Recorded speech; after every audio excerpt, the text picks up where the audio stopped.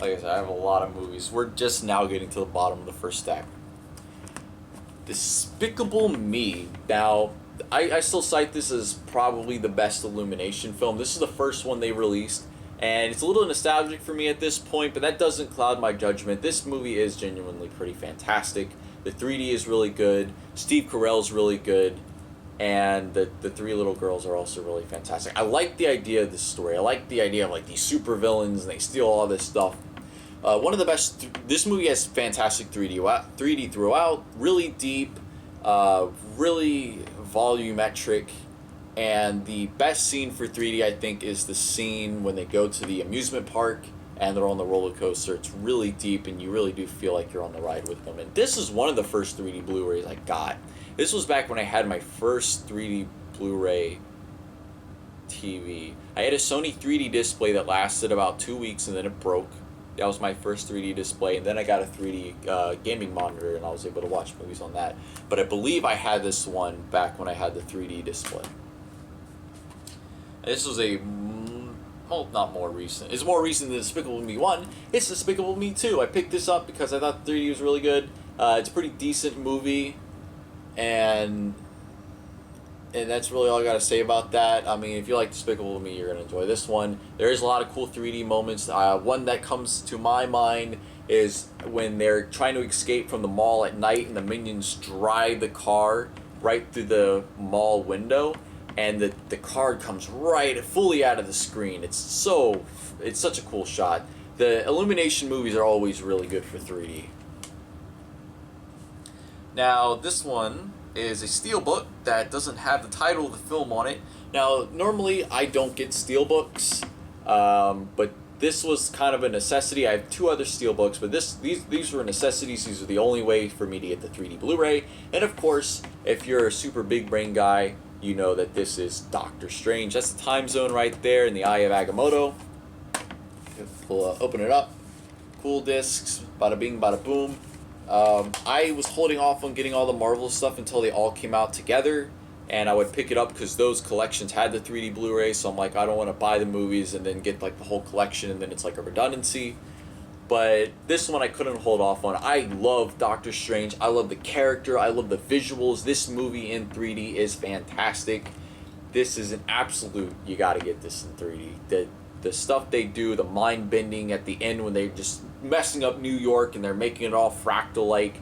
This movie was designed for 3D in mind. It was they had 3D at the front of their minds when they were filming this thing, and the visuals and the source material itself really lends itself fantastically to the medium.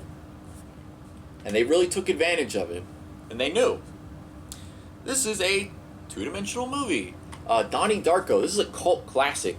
There's like several different versions of this movie on this one disc, and they have a lot of different commentaries as well. This is a cult classic. This is a fantastic movie, Donnie Darko. It takes place in Virginia. This is also a D-Box seat. There was another movie over here that had D-Box motion coat. And for those of you who don't know, D-Box is motion seats. Well, I just said that. I'm dumb. But this is a great movie. It's a fun science fiction thriller, small town America, that kind of thing. And it has Drew Barrymore and Patrick Swayze and Jake Gyllenhaal. Really, really fantastic cast. Super creepy, super cool. I recommend this movie if you like weird science fiction fantasy kinds of deals. And the last movie at the bottom of this list is Dredd. Now, story behind this, if my information is correct, the only way they got this greenlit is if they filmed it in 3D. That was the requirement, that they filmed this movie in 3D, and that's how they could get it made. And they took that to heart. The 3D in this movie is pretty fantastic most of the time. They don't turn up the deepness all that much, but the framing and the way that they set the camera up in the locations lends itself well. They decided on a story that would work really well with this. The drug slow-mo's really cool in 3D. Being in that massive tower, the apartment building it lends itself really good to 3D. This is also just a fantastic action film. Even without the 3D, it is really, really, really worth watching. This movie didn't do well in theaters, but I heard when it came out on home release, it did really, really good. Which is a shame because a lot of critics were like, man, this movie's fantastic. It's amazing. And I agree. That's one you should definitely pick up in 3D. Now we're moving on to our second pile, which is a little bit taller than that one. This is one I haven't watched in a hot minute, but I do still remember the movie itself. This is post-conversion, Live, Die, Repeat, or Edge of Tomorrow. It has so many different titles, they can't decide what they want to call it. On the spine there, you can kind of see if it's not upside down or backwards. This is a great 3D movie. 3D is really fun. It's also a great movie in and of itself. Tom Cruise is fantastic. Dies over and over and over again. And that's all I can say about that. Really good 3D. If you don't have this movie and you want a fun 3D action film with a little bit of science fiction, alien stuff in it, this is a good one to get. Epic. This is Blue Sky Studios, which is now a Disney animation studio.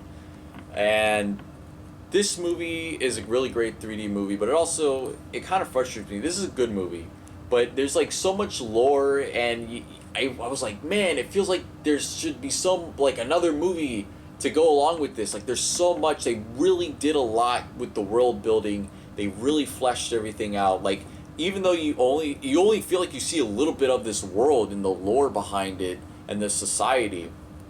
I know, yeah, they live in a society, but outside of the obvious, it's like Fern Gully comparisons, this movie stands really good on its own. It really makes you feel like you're only seeing a smaller part of a larger world. 3D is fantastic. They really take full advantage of that, everything being small, and this is just a really well done movie. It just, when you see this, you're going to be wishing that there was more of it. And it definitely feels like they had more planned. It's a good one. So this is Everest. Now, this movie was a post-conversion, but if you didn't know that, you would have sworn this was shot in 3D. This movie in 3D is fantastic. If you have a 3D TV, this is a must-get. This is top 10 3D movie material. I might say that about more than 10 movies on this list, or in my pile. But just know that this is absolute, you gotta get this one. It is about the 1996, I believe, 1996 Mount Everest disaster. It was directed by the guy that was actually there when this disaster took place, so he knows what he's talking about. This was also the same year that McGillivray Freeman, I believe, did his IMAX documentary about Mount Everest. But I saw this in IMAX 3D, absolutely blew me away. There's so much depth, there's a lot of hyper stereo shots. It is so well done. It's a really heartbreaking story, but this is a movie you gotta see in 3D. Absolute top 10. Somebody's coming in the door. Might have to pause for now. Hopefully not. Now, this next movie is one of the earlier 3D Blu-rays that I got. It's also one of the more expensive ones I got. It was like upwards of $30 to $50. This might have been $50 or close to it, $45. This is really expensive. But yeah, it is Finding Nemo.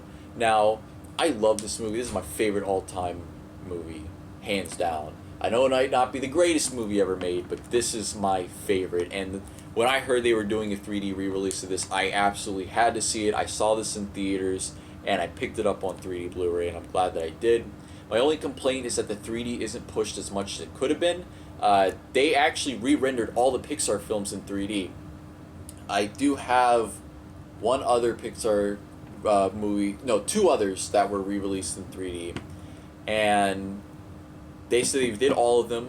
I know WALL-E has a really rare 3D release, and so does Ratatouille. I didn't even realize WALL-E got a 3D release until I saw a video today. But the 3D is cool because it's underwater. There's a lot of depth there, but they don't push it as much as they could have. And when I say that, I don't mean like they didn't push stuff out of the screen. They just didn't make it as deep. There isn't really that much volume in characters. They said that they didn't want to alienate audiences by making the 3D too much. But, you know, by this point, this movie came out, I think it was like 2014 when they did the re-release. there was a very clear divide between people that like 3D movies and people that disliked them. And it's a shame that they just alienated the people that were actually going to see this in 3D just to try to make more money. I mean, I can understand their reasoning, but the 3D image still does suffer because of that. If they really pushed it as much as they could have, it would have been like absolute, you gotta get this in 3D, but they didn't.